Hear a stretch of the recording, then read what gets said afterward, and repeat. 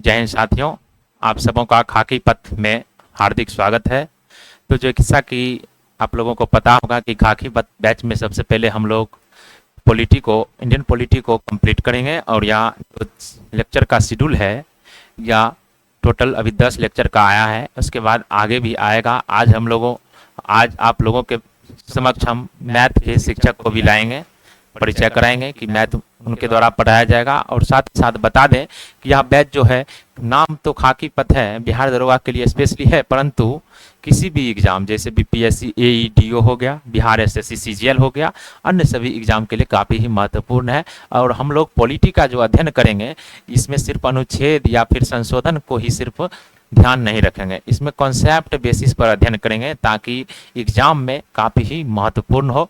और पहला जो चैप्टर है वह है भारत का संवैधानिक इतिहास, जो कि एक थोड़ा सा फैक्ट अत्यधिक होने के कारण यह चैप्टर हर स्टूडेंट को थोड़ा मुश्किलें पैदा करती है, लेकिन इसे हम आसान बनाने का प्रयास करेंगे, साथ में अध्ययन करेंगे और इसे याद करने का प्रयास करेंगे। तो बता दें कि इससे पहले हमने जो फर्स्ट क्लास लिया था, लाइव क्लास था, लेकिन 30 मिनट के बाद क्या हुआ था कि माइक का कनेक्शन किसी कारण आवाज़ नहीं जा पा रही थी, इस कारण क्लास बीच में रोकना पड़ा। तो थोड़ा सा पिछले क्लास का हम रिकैप कर लेते हैं, उसके बाद आगे बढ़ेंगे। तो सबसे पहले जो भारत में पहला जो चैप्टर हम लोग शुरू कर रहे हैं वह है भारत का संवैधानिक इतिहास। तो भारत का संवैधानिक इतिहास में हम लोगों ने अध्ययन किया था कि भारत के संवैधानिक इतिहास मतलब कि भारत के संविधान की यात्रा किस प्रकार शुरू होती है, तो ये चीज़ जानना बैकअप में जरूरी हो जाता है। तो भारत के संविधान के इतिहास जो है एक तरह से ईस्ट इंडिया कंपनी के द्वारा शुरू की जाती है। तो थोड़ा ईस्ट इंडिया कंपनी का भी इतिहास हम लोग जान लें। ईस्ट इंडिया कंपनी की जो स्थापना हुई थी यह हुई थी 31 दिसंबर 1600 ईस्वी को। ईस्ट इंडिया कंपनी की कब हुई थी? 31 दिसंबर 1600 ईस्वी को हुई थी। और इसकी स्थापना हुई थी देशों के साथ व्यापार के लिए, विदेशों के साथ व्यापार के लिए स्थापना हुई थी। और उस जो महारानी इंग्लैंड ब्रिटेन की जो महारानी थी वह थी एलिजाबेथ प्रथम। ब्रिटेन की महारानी कौन थी? एलिजाबेथ प्रथम थी। ब्रिटेन की महारानी थी एलिजाबेथ प्रथम थी। उसने क्या किया था कि ईस्ट इंडिया कंपनी की स्थापना हुआ था और बोला था कि आप जाइए पूर्वी देशों के साथ 15 वर्षों के लिए व्यापार कीजिए। कितने वर्षों के लिए? 15 वर्षों के लिए व्यापार की अनुमति दी थी। लेकिन 1509 ईस्वी में जेम्स प्रथम जब सम्राट बना था, तो जेम्स प्रथम ने क्या किया कि इसे अनिश्चित काल तक बढ़ा दिया। सम्राट जो है जेम्स प्रथम, इसे क्या किया? अनिश्चित काल तक पूर्वी देशों के साथ व्यापार के लिए अधिकार दिया। जब अनिश्चित काल तक व्यापार के लिए दे दिया तो क्या हुआ कि धीरे धीरे वह अपना व्यापार का विस्तार करने लगा। और व्यापार में कोई भी व्यापारी हो, चाहे भी कंपनी, हमेशा लाभ कमाना चाहती है, ज्यादा से ज्यादा लाभ तो कमाना चाहती है, ज्यादा से ज्यादा लाभ के चक्कर में वह क्या करती है कि अन्य यूरोपीय कंपनी जो व्यापार कर रही थी उससे उसका टकराव होता है, उससे युद्ध होता है। क्या होता है कि धीरे धीरे भारत जो था, उस समय अखंड भारत काफी बड़ा साम्राज्य था, लेकिन वह साम्राज्य जो था प्रांतों में विभक्त था, छोटे छोटे प्रांतों में विभक्त। और छोटे छोटे प्रांत में जो है राजा शासक क्या करते थे? शासन करते थे। और एक तरह से भारत के स्तर पर एक सम्राट था जिसका नाम था मुगल शासक सम्राट जो था, जिसका नाम था अकबर। तो कई बार ये भी पूछ लिया जाता है कि ईस्ट इंडिया कंपनी की स्थापना किसके समय थी? तो जिस समय हुई थी उस समय मुगल सम्राट कौन? अकबर था। कौन था? अकबर था। वह एक तरह से शासन कर रहा था, लेकिन प्रांतों पर, हर प्रांत पर जो है उसका अधिकार उतना नहीं था। ब्रिटिश इंडिया कंपनी जो है, जब वह ब्रिटिश इंडिया कंपनी जब व्यापार कर रही थी, अपना विस्तार करना चाह रही थी और साम्राज्यवादी सोच की थी वो, और अधिक से अधिक आर्थिक लाभ कमाना चाहती थी, हमेशा उसका हित आर्थिक प्रति जुड़ा था। तो उसमें क्या किया कि धीरे धीरे टकराव हुआ। उस समय बंगाल जो था भारत का सर्वाधिक समृद्ध प्रांत था। भारत का सबसे समृद्ध प्रांत कौन था? बंगाल था। तो बंगाल का नवाब था सिराजुद्दौला। बंगाल का नवाब क्या था? सिराजुद्दौला। तो बंगाल का नवाब जो सिराजुद्दौला था वह था अलवर्दी खान का उत्तराधिकारी। और अलवर्दी खान का उत्तराधिकारी, देखिए कभी कभी बेटा अगर उत्तराधिकारी होता है और बड़ा बेटा होता है तो मान लिया जाता है, लेकिन ऐसा भी प्राचीन में पूर्व में देखा नहीं गया है। भाई भाई में लड़ाई हो जाता है कुर्सी के लिए, तो वहां पर क्या था कि वहां तो नाती को बना दिया गया था। सिराजुद्दौला जो था अलवर्दी खान का नाती था, उसे सम्राट बनाया गया था, जिसके कारण अन्य उसकी बेटी, अन्य उसका जो मान लीजिए कि अन्य बेटी बेटी जो थी नाराज थी, तो अन्य बेटी नाराज थी, तो जिसके कारण क्या हुआ कि इसके घर में ही कलश था, घर में ही क्या था, कलश था, जिसके कारण एक प्लासी का युद्ध होता है। प्लासी का जो युद्ध होता है, तो प्लासी के युद्ध होने का कारण क्या होता है कि फ्रांसीसी कंपनी और ईस्ट इंडिया कंपनी क्या करती है, कलकत्ता का किलाबंदी शुरू कर देती है।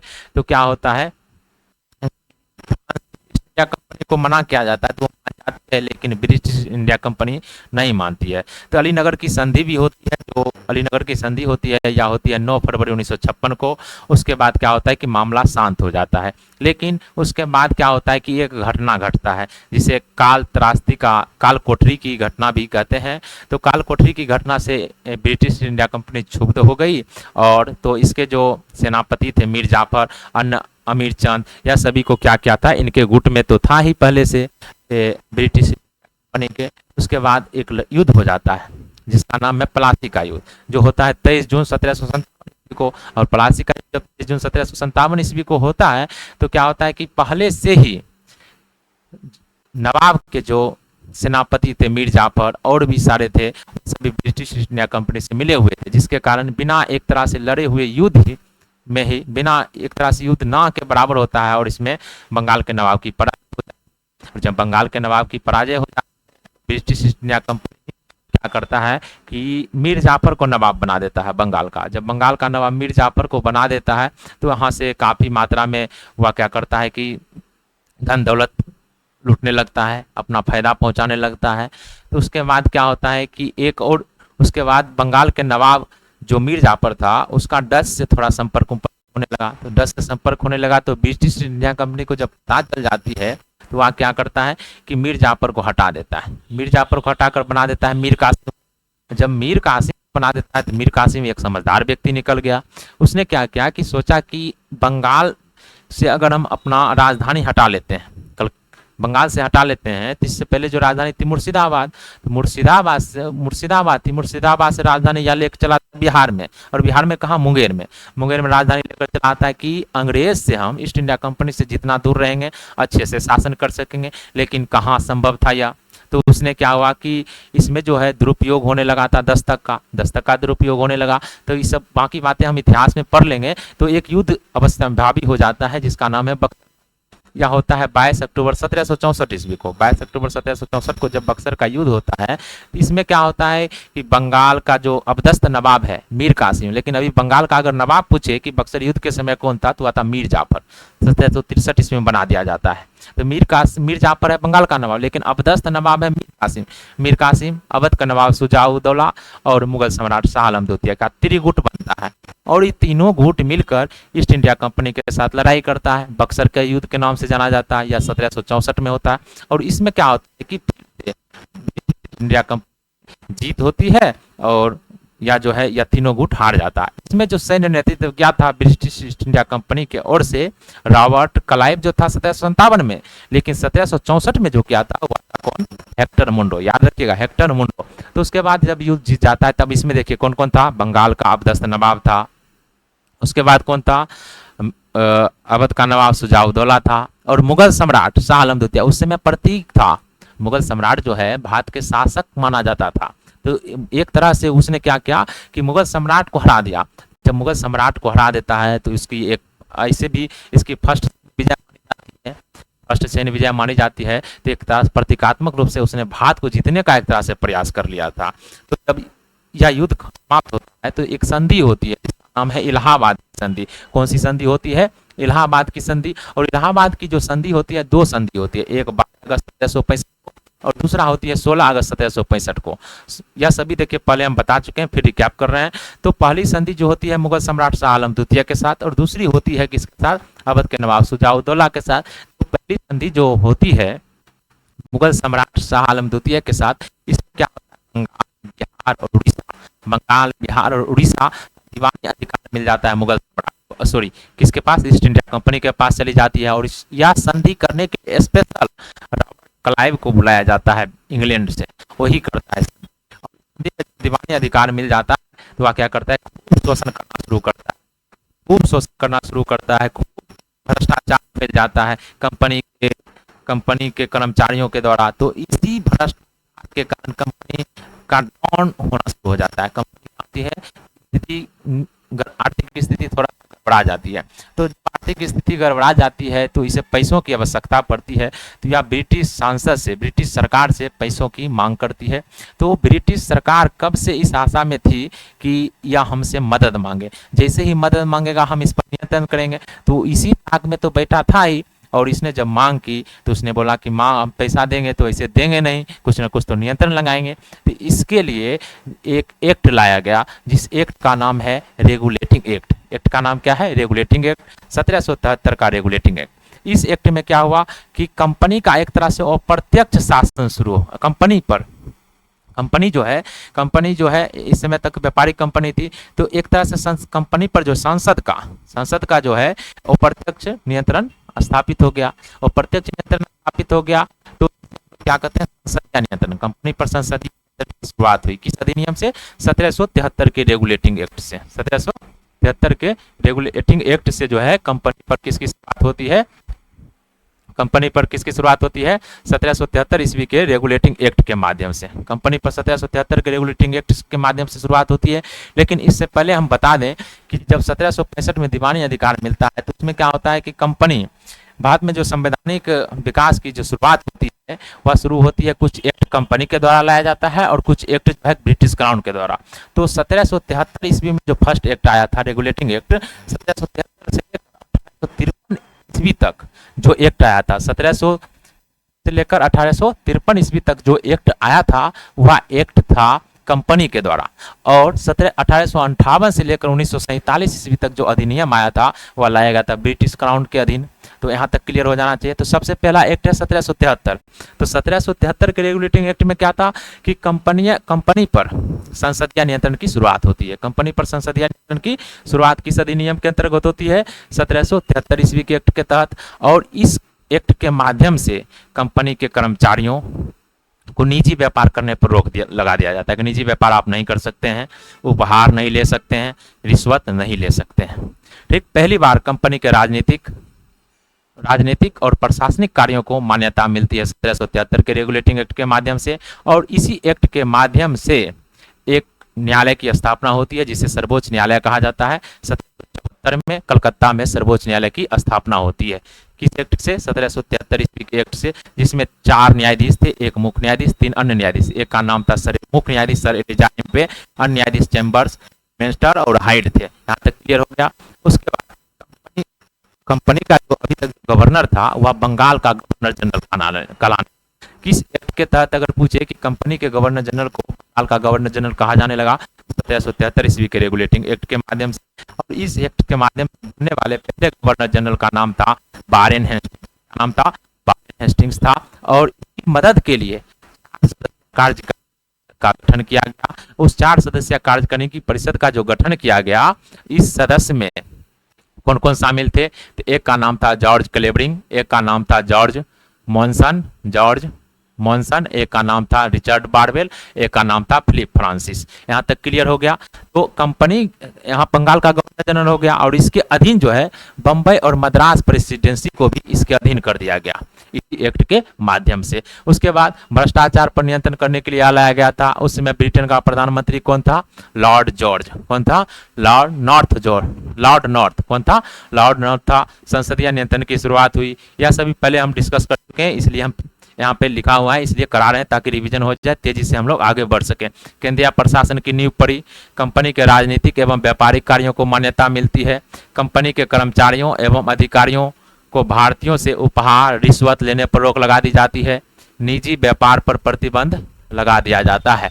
निजी व्यापार पर प्रतिबंध किस अधिनियम से? 1773 ईस्वी के एक्ट के माध्यम से। यहाँ तक हम लोग देख लिए हैं। एक बात और था, कंपनी के सैन्य मामले, राजस्व मामले, जो राजनीतिक मामले, जो भी मामले थे उसकी जानकारी ब्रिटिश सरकार को देना अनिवार्य कर दिया। किस एक्ट से? 1773। एक बार फिर हम लोग देख लेते हैं 1773। सबसे महत्वपूर्ण याद रखना है कि इस एक्ट के तहत कंपनी के बनने वाले कंपनी का जो गवर्नर था उसे बंगाल का गवर्नर जनरल कहा जाने लगा। और इसके तहत पहला कौन था? Warren Hastings. एक सर्वोच्च न्यायालय की स्थापना हुई जो कलकत्ता में 1773 के तहत, लेकिन स्थापना 74 में। मुख्य न्यायाधीश का नाम एलिजा एम्पे, अन्य हाइड, वेस्टर और चैम्बर्स। उसके बाद ये याद रखना है कंपनी के सैन्य मामले, राजनीतिक मामले और नागरिक मामले, जो भी मामला ब्रिटिश सरकार को देना अनिवार्य कर दिया गया। कंपनी के कर्मचारियों को निजी व्यापार पर रोक लगा दिया गया, रिश्वत उपहार पर प्रतिबंध लगा दिया गया। ये सभी बातें आपको याद रखना है, काफी इंपॉर्टेंट है। तो चलिए नेक्स्ट हम लोग, इसके बाद 1781 का एक्ट आता है, जिसे हम लोग एक्ट ऑफ सेटलमेंट कहते हैं, इसे बंदोबस्त कानून भी कहते हैं। इसमें क्या हुआ कि रेगुलेटिंग एक्ट में जो भी कमी था उसे दूर करने के लिए यह अधिनियम लाया गया। सिर्फ एक बात आप याद रख सकते हैं, और इस अधिनियम में एक बात ये भी याद रख सकते हैं कि इस एक्ट के माध्यम से पहली बार क्या हुआ कि कार्यपालिका और न्यायपालिका को अलग करने का प्रयास किया गया। किस एक्ट से? 1781 के एक्ट के। इस एक्ट के तहत कंपनी के कर्मचारी या जो अधिकारी जो भी कार्य करते थे उसके लिए सर्वोच्च न्यायालय से इसकी अधिकारिता को बाहर कर दिया गया था। क्लियर? उसके बाद 1784 का अधिनियम, 1784 का अधिनियम जो आया था उसमें ब्रिटेन का प्रधानमंत्री था विलियम पिट। कौन था? विलियम पिट था। इसलिए इसे पिट्स इंडिया एक्ट के नाम से भी जानते हैं। यह एकमात्र ऐसा अधिनियम है जिसके कारण ब्रिटिश सरकार को इस्तीफा देना पड़ा। कई बार पूछा जाता है, बहुत इंपॉर्टेंट प्रश्न है, एकमात्र ऐसा अधिनियम बताइए जिसके कारण ब्रिटिश सरकार को इस्तीफा देना पड़ा। 1784 का एक्ट। इस एक्ट के माध्यम से क्या हुआ, यह एक्ट भी लाया गया था 1773 की कमी 1781 से जब दूर नहीं होती है तो यह एक्ट भी लाया जाता है। 1773 में जो रेगुलेटिंग एक्ट आया था उसकी कमी को दूर करने के लिए ही लाया था। कौन सा? 1784 का पिट्स इंडिया एक्ट। और पिट्स इंडिया एक्ट में क्या हुआ कि कंपनी के जो कार्य थे उसके दो भागों, कंपनी के कार्यों को दो भाग में बांटा गया। एक राजनीतिक मामले के, राजनीतिक जो कार्य था उसको अलग कर दिया गया, और व्यापारिक जो कार्य था उसको अलग कर दिया गया। राजनीतिक मामला पर नियंत्रण के लिए बोर्ड ऑफ कंट्रोल की स्थापना की गई, राजनीतिक मामलों पर नियंत्रण के लिए बोर्ड ऑफ कंट्रोल की, और व्यापारिक मामलों पर नियंत्रण के लिए किसकी स्थापना की गई? बोर्ड ऑफ कंट्रोल की, सॉरी बोर्ड ऑफ डायरेक्टर्स की। क्लियर? राजनीतिक मामलों के लिए बोर्ड ऑफ कंट्रोल, जबकि व्यापारिक मामलों के लिए बोर्ड ऑफ डायरेक्टर्स की स्थापना की गई। यहां तक में दिक्कत नहीं होना चाहिए। इस तरह से कंपनी में इस अधिनियम के द्वारा दोहरे प्रशासन का शुरुआत होता है। दोहरे प्रशासन का शुरुआत किस अधिनियम से? 1784 ईस्वी के पिट्स इंडिया एक्ट के माध्यम से। और इस अधिनियम के द्वारा द्वैत शासन की शुरुआत होती है।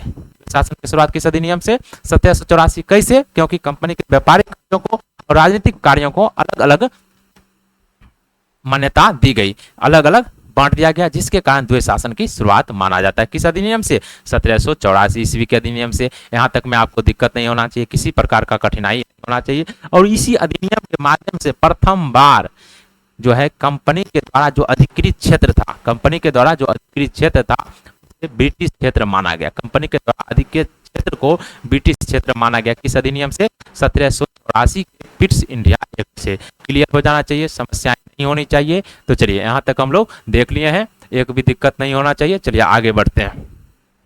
1784 के बाद एक अधिनियम आता है जिसका नाम है 1793 का, और 1793 के अधिनियम से ही चार्टर एक्ट की शुरुआत मानी जाती है।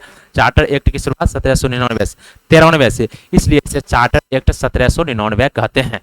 1793 का चार्टर एक्ट। इस एक्ट में क्या हुआ था कि कंपनी का जो व्यापार का अधिकार पत्र उसे 20 वर्षों के लिए बढ़ा दिया जाता है। कितने वर्षों के लिए? 20 वर्षों के लिए। ये बात याद रहे नहीं रहे कोई इशू नहीं, लेकिन अब बता रहे हैं उसे याद रखना है। इसके द्वारा, इस अधिनियम के द्वारा क्या हुआ कि कंपनी के व्यापारिक, कंपनी के जो जितने भी कर्मचारी थे, अधिकारी थे, उसका जो खर्च है, वह वेतन है, वह सभी भुगतान भारतीय राजस्व से करने की व्यवस्था की गई। किस अधिनियम से? 1793 ईस्वी के अधिनियम से। इससे पहले एक छूट गया है, 1784 के बाद एक इंपॉर्टेंट हो जाता है 1786 का अधिनियम। तो 1786 का अधिनियम जो आया था उस समय गवर्नर कौन था? उस समय था लॉर्ड कॉर्नवालिस। तो इसमें क्या हुआ कि 1786 के अधिनियम में सिर्फ आप ये याद रख सकते हैं कि इसमें कमांडर इन चीफ था, क्या नाम है? कॉर्नवालिस था। तो 1786 के अधिनियम में क्या किया गया था कि गवर्नर जनरल जो था कंपनी का, उसके गवर्नर जनरल को अपने परिषद के निर्णय को विशेष स्थिति में, विशेष परिस्थिति, ध्यान रखिएगा, विशेष परिस्थिति में कंपनी के जो गवर्नर जनरल था, बंगाल का जो गवर्नर जनरल था, उसे वहां पर जो उसकी कार्यकारिणी परिषद में जो सदस्य थे उसके निर्णय को रद्द करने का अधिकार दिया गया। किसे? गवर्नर जनरल को। किस नियम से? 1786 ईस्वी के अधिनियम के तहत गवर्नर जनरल को, बंगाल के गवर्नर जनरल को उसकी कार्यकारिणी परिषद के निर्णयों को बदलने का अधिकार, रद्द करने का अधिकार दिया गया और अपना अधिकार लागू करने का अधिकार दिया गया विशेष परिस्थिति में। अधिनियम से 1786, यहाँ तक में दिक्कत नहीं होना चाहिए। उसके बाद हम लोग 1793 का अधिनियम देख चुके हैं। 1793 के अधिनियम में क्या देखे हैं, तो 1793 ईस्वी का जो अधिनियम आया है, उस अधिनियम में क्या है कि उस अधिनियम में है कि कंपनी के जितने भी कर्मचारी थे, अधिकारी थे, उनके वेतन आदि का भुगतान भारतीय राजस्व से करने की व्यवस्था की गई। उसके बाद इंपॉर्टेंट अधिनियम है 1813 का, जिसे हम लोग क्या कहते हैं 1813 का चार्टर एक्ट नाम से जानते हैं। 1813 का चार्टर एक्ट, 1813 के चार्टर एक्ट में क्या हुआ था कि 1813 का जो चार्टर अधिनियम है, यह अधिनियम काफी महत्वपूर्ण है। इसमें कंपनी का जो कार्य था, व्यापारिक कार्य, व्यापारिक एकाधिकार जो था, सिर्फ ब्रिटिश इंडिया कंपनी, ब्रिटेन में जितनी भी कंपनी थी उसमें से सिर्फ ब्रिटिश ईस्ट इंडिया कंपनी ही क्या कर सकती थी, व्यापार कर सकती थी, मतलब यही एकाधिकार। तो उसके एकाधिकार को आंशिक रूप से समाप्त किया गया। देखिए पूर्ण रूप से नहीं, क्यों पूर्ण रूप से नहीं, क्योंकि चाय और चीन के साथ व्यापार करने की इसे छूट दी गई। किस अधिनियम से, 1813। देखिए व्यापारिक एकाधिकार समाप्त किया गया, लेकिन वह व्यापारिक अधिकार पूर्ण रूप से समाप्त नहीं किया गया। यह जो समाप्त किया गया किस रूप से, आंशिक रूप से समाप्त किया गया। इसमें चाय और चीन के साथ व्यापार करने को छोड़कर। पहला बात याद ये रखिएगा। दूसरा ये याद रखिएगा कि पहली बार ब्रिटिश ईस्ट इंडिया कंपनी के द्वारा भारत में शिक्षा के लिए 1 लाख रुपया खर्च करने का प्रावधान किया गया। किस अधिनियम से, 1813 ईस्वी के अधिनियम से खर्च किया गया, प्रावधान किया गया। और यह प्रावधान किया गया किस पर खर्च करने के लिए, साहित्य पर खर्च करने के लिए। क्यों, क्योंकि वह चाहता था कि साहित्य पर खर्च करेंगे तो यहाँ के लोगों को क्या होगा कि कौशल का विकास नहीं होगा। जब कौशल का विकास नहीं होगा तो ये आगे नहीं बढ़ पाएंगे। तो 1813 में साहित्य पर लाया गया, तो साहित्य पर लाया गया, लेकिन वो खर्च नहीं हो पाया। एक विवाद हो जाता है जिस नाम से जानते हैं, एक कमिटी का भी गठन होता है, अंगल प्राच्य विवाद के नाम से जाना जाता है। तो लेकिन यह खर्च नहीं हो पाता है। तो पहली बार 1 लाख रुपया 1813 में पहली बार व्यापारिक एकाधिकार को समाप्त कर किया गया। किस अधिनियम के तहत, 1813 से। उसके बाद ईसाई मिशनरियों को भारत में व्यापार करते हैं, धर्म प्रचार करने की अनुमति। ईसाई मिशनरियों को धर्म प्रचार करने की अनुमति किस अधिनियम से प्राप्त हुई, तो 1813 ईस्वी के चार्टर अधिनियम के द्वारा। याद रखिएगा, काफी इंपॉर्टेंट है। उसके बाद एक पॉइंट और याद रख लीजिएगा कि भारत में स्थानीय सरकारों को व्यक्तियों पर टैक्स लगाने की अनुमति दी गई। भारत में स्थानीय सरकारों को व्यक्तियों पर टैक्स लगाने की अनुमति दी गई किस अधिनियम से, 1813 ईस्वी के चार्टर एक्ट। देखिए यहाँ तक में दिक्कत नहीं होना चाहिए। आपको अगर पीडीएफ चाहिए तो डिस्क्रिप्शन में टेलीग्राम का लिंक रहेगा, उस ग्रुप में आप लोग ऐड हो सकते हैं, वहां से पीडीएफ प्राप्त कर सकते हैं। ये क्लियर हो गया। और यह अधिनियम आया था औद्योगिक क्रांति के लिए। चलिए ये सब बचाना छूट गया, चलिए क्लियर हो गया, यहाँ तक में दिक्कत नहीं होना चाहिए। नेक्स्ट हम लोग देखते हैं, यहाँ तक क्लियर। 1813 तक हम लोगों ने उस दिन कंप्लीट कर लिया था, जिसके कारण जो है आवाज के कारण क्या हुआ था, बंद करना पड़ा। अब हम लोग अध्ययन करेंगे 1833 ईस्वी का चार्टर एक्ट, जो काफी इंपॉर्टेंट है।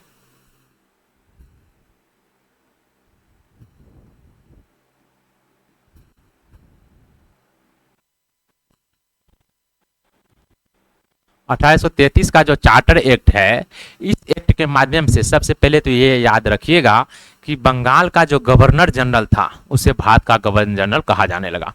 तो बंगाल के गवर्नर जनरल को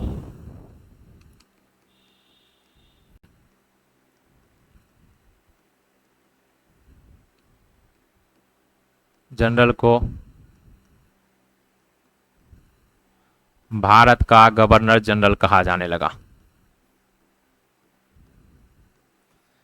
बंगाल के गवर्नर जनरल को भारत का गवर्नर जनरल कहा जाने लगा किस एक्ट के माध्यम से, 1833 ईस्वी के चार्टर अधिनियम के माध्यम से। और इसके तहत बनने वाले पहले गवर्नर जनरल कौन थे, तो लॉर्ड विलियम बेंटिक। कौन थे, लॉर्ड विलियम बेंटिक थे। याद रखिएगा, 1833 ईस्वी के अधिनियम के तहत बने थे। और इसे जो है संपूर्ण भारत के लिए विधि बनाने का अधिकार दे दिया गया।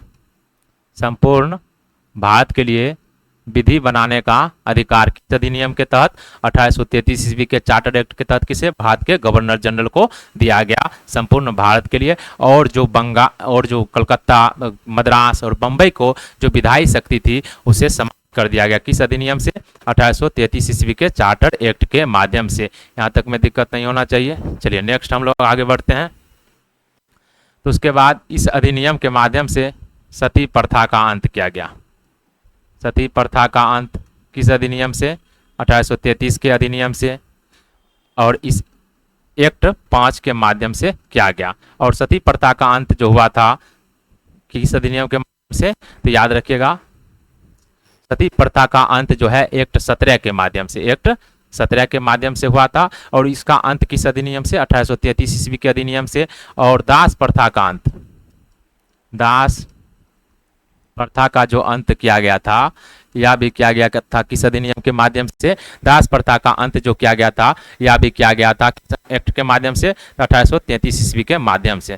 10 मिनट और लगेगा, तो 10 मिनट में हम लोग कंप्लीट कर लेंगे। दास प्रथा का अंत जो किया गया था, यह भी किया गया था 1833 ईस्वी के चार्टर एक्ट के माध्यम से। किस एक्ट से? चार्टर एक्ट के माध्यम से। यहाँ तक में क्लियर हो गया, दिक्कत नहीं होना चाहिए। इस के माध्यम से जो है पहली बार भारतीय लोगों को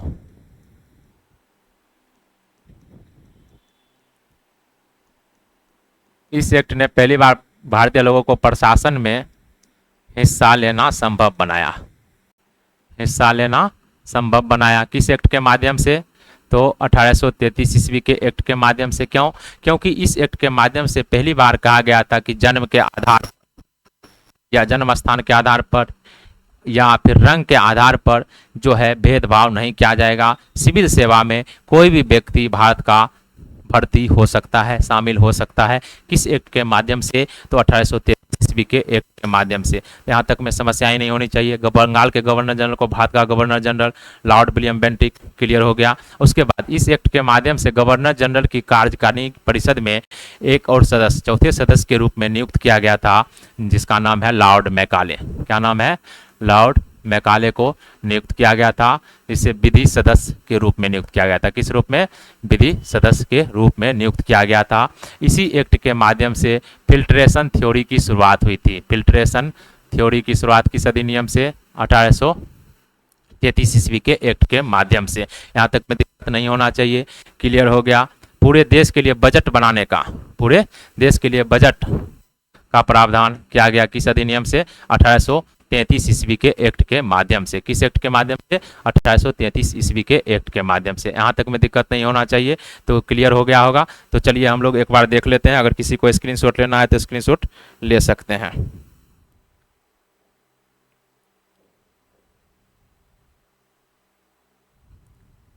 चलिए क्लियर हो गया। स्क्रीनशॉट लेना है तो स्क्रीनशॉट ले सकते हैं। तो 1833 के चार्टर अधिनियम के द्वारा बंगाल के गवर्नर जनरल को भारत का गवर्नर जनरल कहा जाने लगा। इसके तहत पहले गवर्नर जनरल कौन बने? लॉर्ड विलियम बेंटिक, जिसे संपूर्ण भारत के लिए विधिवत का अधिकार दिया गया। सती प्रथा का अंत किस अधिनियम के तहत? 1833 ईस्वी के अधिनियम के तहत। और एक्ट का नाम पूछे तो एक्ट का नाम क्या हो जाएगा? 17 नंबर एक्ट से। और इस अधिनियम के द्वारा संपूर्ण भारत के लिए बजट बनाने का अधिकार, संपूर्ण भारत के लिए बजट बनाने का अधिकार दिया गया गवर्नर जनरल को। उसके बाद दास प्रथा का अंत किया गया इसी अधिनियम से। और दास प्रथा का अंत हुआ था 1843 ईस्वी में। 1843 में उस समय भारत का गवर्नर जनरल कौन था? तो लॉर्ड एलन बरो। कौन था? लॉर्ड एलन बरो था। और यह समाप्त हुआ था 1843 में। और एक्ट का नाम पूछे तो एक्ट का नाम हो जाएगा एक्ट नंबर 5। ठीक, एक्ट नंबर 5। उसके बाद पहली बार भारतीय लोगों को प्रशासन में हिस्सा लेना संभव बनाया। क्यों? क्योंकि पहली बार इसमें जो है कहा गया था कि कोई भी व्यक्ति जन्म के स्थान पर, जन्म आधार पर या रंग के आधार पर जो है किसी के साथ भेदभाव नहीं किया जाएगा। सिविल सेवा में कोई भी व्यक्ति बैठ सकता है। इस एक्ट के माध्यम से लॉर्ड मैकाले विधि सदस्य बने थे। गवर्नर जनरल की कार्यकारिणी परिषद में चौथे सदस्य के रूप में विधि सदस्य बना था लॉर्ड मैकाले, लेकिन इसे जो है मत देने का अधिकार नहीं मिला था। फिल्ट्रेशन थ्योरी की शुरुआत इसी एक्ट के माध्यम से। और इसी एक्ट के माध्यम से पहली बार क्या हुआ था कि भारतीय जो क्षेत्र था, ब्रिटिश भारतीय क्षेत्र, ब्रिटिश भारतीय क्षेत्र को संवैधानिक स्थिति प्राप्त हुआ। भारतीय क्षेत्र को संवैधानिक स्थिति प्राप्त हुआ। किस एक्ट से? तो 1833 ईस्वी के एक्ट के माध्यम से। किस एक्ट के माध्यम से? 1833 ईस्वी के एक्ट के माध्यम से प्राप्त हुआ था। यहाँ तक में क्लियर हो गया, यहाँ तक में दिक्कत नहीं होना चाहिए। और एक बात और इसमें छूट गया है, तो एक बात इसमें छूटा हुआ क्या है कि कंपनी का जो व्यापारिक एकाधिकार था, उसे चाय और चीनी के साथ जो व्यापार करने के लिए छूट प्रदान किया गया था, उसे पूर्ण रूप से समाप्त कर दिया गया। कंपनी के व्यापारिक एकाधिकार को पूर्ण रूप से समाप्त कर दिया गया। पूर्ण रूप से समाप्त कर दिया गया। किस एक्ट के माध्यम से? तो 1833 ईस्वी के अधिनियम के माध्यम से। अब देखिए, जब कंपनी का व्यापारिक एकाधिकार जब पूर्ण रूप से समाप्त हो जाता है, तो कंपनी जो है विशुद्ध रूप से प्रशासनिक कार्य करने लगती है, एक तरह से प्रशासनिक कंपनी बनकर रह जाती है। तो 1833 हम लोग कंप्लीट कर लिए। अब 1853 कंप्लीट करेंगे। आज के लिए वो लास्ट टॉपिक होगा, क्योंकि 1858 से 1947 तक हम लोग नेक्स्ट क्लास में करेंगे। तो चलिए 1833 का अधिनियम याद देखते हैं हम लोग। 1853 का चार्टर एक्ट काफी इंपॉर्टेंट है। देखिए 1853 ईस्वी का जो चार्टर अधिनियम आया था, 1833 के बाद आया था। इसमें देखिए सिविल सेवा में सबसे पहले तो याद रख लीजिए, वहीं से लिंक कीजिए। सिविल सेवा में क्या हुआ था कि नामजदगी जो था, कि अगर कोई व्यक्ति क्या है कि जन्म के आधार पर, लिंग के आधार पर, या फिर मान लीजिए जन्म स्थान हो, या फिर और भी चीज़ें हैं, जन्म स्थान हो गया, जैसे जैसे रंग हो गया, इसके आधार पर जो रोक सेवा में बैठने का, उसका जो है बात की गई थी किसमें? 1833 में चार्टर अधिनियम में। लेकिन बोर्ड ऑफ डायरेक्टर्स ने क्या किया? इसका विरोध किया। और जब बोर्ड ऑफ डायरेक्टर्स का विरोध करता है, इसके कारण वह लागू नहीं हो पाता है। तो 1853 ईस्वी में पहली बार यह लागू होता है। तो सिविल सेवा में भारतीय लोगों को बैठने के लिए खुली प्रतियोगिता, सिविल सेवा के लिए खुली प्रतियोगिता प्रणाली की शुरुआत होती है। खुली प्रतियोगिता प्रणाली की शुरुआत किस अधिनियम से? 1853 ईस्वी के अधिनियम से। किस खुली प्रतियोगिता, सिविल सेवा के लिए खुली प्रतियोगिता की शुरुआत किस अधिनियम से? 1853 ईस्वी के अधिनियम से होती है। इसीलिए इसे कहा जाता है नामजद। सिविल सेवा में जो नामजदगी का सिद्धांत था, उसे समाप्त कर दिया गया। नामजदगी का सिद्धांत जो है, उसे क्या कर दिया गया? समाप्त कर दिया गया। नामजदगी का सिद्धांत क्या हो गया? समाप्त। 1853 ईस्वी के एक्ट के माध्यम से। यहाँ तक में दिक्कत नहीं होना चाहिए। दूसरा पॉइंट ये याद रख सकते हैं कि विधान पार्षद का गठन किया गया। विधान पार्षद, 6 विधान पार्षद का गठन हुआ था। लेकिन याद रखिए, सिर्फ आप विधान पार्षद का गठन किस अधिनियम से? तो 1853 ईस्वी के अधिनियम से हुआ था। एक तरह से इस अधिनियम के द्वारा संसदीय सरकार की शुरुआत माना जाता है। संसदीय सरकार की शुरुआत किस अधिनियम से माना जाता है? तो 1853 ईस्वी के अधिनियम से। संसदीय सरकार की शुरुआत किस अधिनियम से? 1853 ईस्वी के माध्यम से माना जाता है। यहाँ तक में क्लियर हो गया, दिक्कत नहीं होना चाहिए। पहला पॉइंट, सिविल सेवा में भारतीय लोगों के लिए खुली प्रतियोगिता प्रणाली की शुरुआत, नामजदगी का सिद्धांत समाप्त होता है, विधान पार्षद का गठन होता है, एक तरह से संसदीय प्रणाली की शुरुआत हो जाती है। किस अधिनियम से? 1853 ईस्वी के अधिनियम से। तो यहाँ तक में इशू नहीं होना चाहिए किसी प्रकार का। उसके बाद और पॉइंट याद रख सकते हैं। तो इस अधिनियम के द्वारा सार्वजनिक निर्माण विभाग की स्थापना होती है। सार्वजनिक निर्माण विभाग, सार्वजनिक निर्माण विभाग की स्थापना किस अधिनियम के माध्यम से? 1853 ईस्वी के अधिनियम के माध्यम से। सार्वजनिक निर्माण विभाग की स्थापना किस अधिनियम से? 1853 ईस्वी के चार्टर एक्ट के माध्यम से। यहीं तक आज के वीडियो में हम लोग 1853 ईस्वी का एक्ट भी देख लिए हैं। यहाँ तक में किसी प्रकार का समस्या नहीं होना चाहिए। चलिए बगल हो जाते हैं, आप लोग स्क्रीनशॉट ले सकते हैं।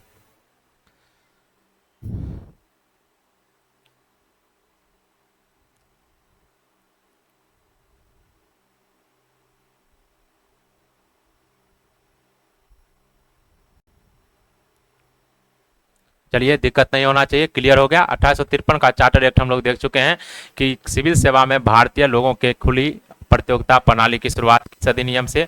तो 1853 ईस्वी के अधिनियम से। नामजदगी का सिद्धांत समाप्त हुआ, विधान पार्षद का गठन हुआ, और संसदीय प्रणाली सरकार की शुरुआत एक तरह से माना जाता है। सार्वजनिक निर्माण विभाग की स्थापना होती है, और खुली सिविल सेवा में भारतीय लोगों के लिए खुली प्रतियोगिता परीक्षा की जो शुरुआत होती है, यह होती है मैकाले। इसके लिए मैकाले समिति का गठन किया जाता है। इसके लिए किसका गठन किया जाता है? मैकाले समिति का गठन किया जाता है। यहाँ तक में किसी प्रकार का इश्यू नहीं होना चाहिए। और कंपनी के विधायी और प्रशासनिक कार्यों को अलग कर दिया जाता है किस अधिनियम के माध्यम से? 1853 ईस्वी के चार्टर एक्ट के माध्यम से। दिक्कत नहीं होना चाहिए। तो चलिए आज के क्लास में हम लोग 1853 कंप्लीट किए हैं। नेक्स्ट क्लास में हम लोग क्या कंप्लीट करेंगे? तो क्लास में हम लोग कंप्लीट करेंगे 1858 से लेकर 1947 ईस्वी तक। तो एक बार हम लोग तेजी से रिवीजन कर लेते हैं। 1773 में क्या हुआ था? तेजी से रिवीजन करते हैं। तो 1773 में क्या हुआ कि कंपनी का जो गवर्नर था उसे बंगाल का गवर्नर जनरल कहा जाने लगा।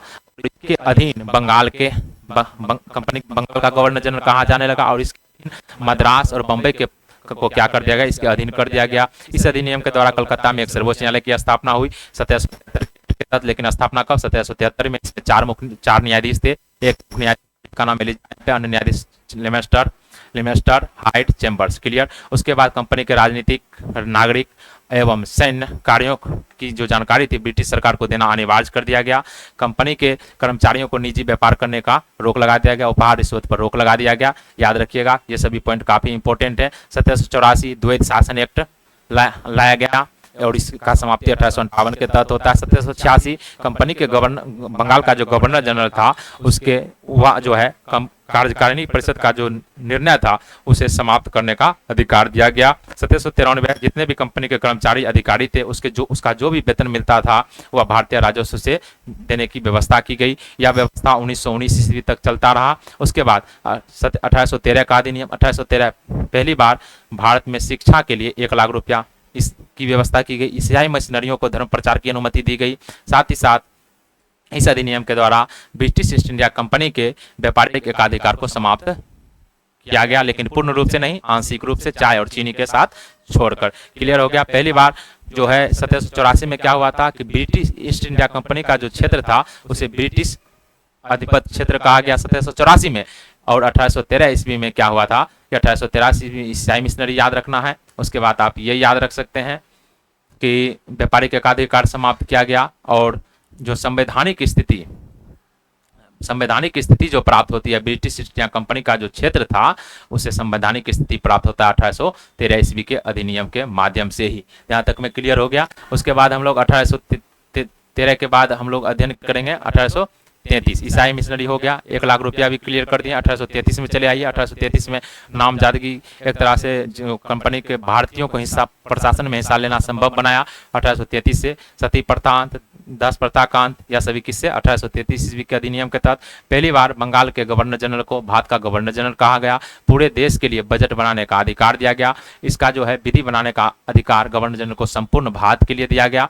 और इससे में जो क्या कहते हैं नाम, एक तरह से बम्बई और मद्रास का जो विधि बनाने की शक्ति थी उसे समाप्त कर दिया गया। एक तरह से केंद्रीकरण प्रवृत्ति की जबरदस्त शुरुआत होती है 1833 से। 1853 में याद रखिएगा कि वह जो सिविल सेवा में जो विरोध कर दिया गया था बोर्ड ऑफ डायरेक्टर से कि रंग के आधार पर भेदभाव को समाप्त किया जाए, उसका विरोध किया गया था। लेकिन 1853 ईस्वी में सिविल सेवा में खुली प्रतियोगिता परीक्षा प्रणाली की शुरुआत होती है और इसके लिए मैकाले समिति का गठन होता है। सार्वजनिक निर्माण विभाग की स्थापना होती है और जो प्रशासनिक और विधायी कार्यों को अलग कर दिया जाता है। इसी अधिनियम के माध्यम से केंद्रीय विधान पार्षद की स्थापना होती है 6 लगभग, जिसमें स्थानीय प्रतिनिधित्व प्रणाली की भी शुरुआत होती है और सार्वजनिक निर्माण विभाग की स्थापना 1853 ईस्वी के अधिनियम से होती है। यहाँ तक हम लोग देख चुके हैं। अगर वीडियो पसंद आया है आप लोग को तो वीडियो को शेयर कीजिए, जितना से जितना लोगों तक पहुँचाइएगा, जितना प्यार मिलेगा वैसे ही नेक्स्ट क्लास ऐसे आ जाएगा बहुत जल्द ही। तो वीडियो देखने के लिए आप सबों का धन्यवाद।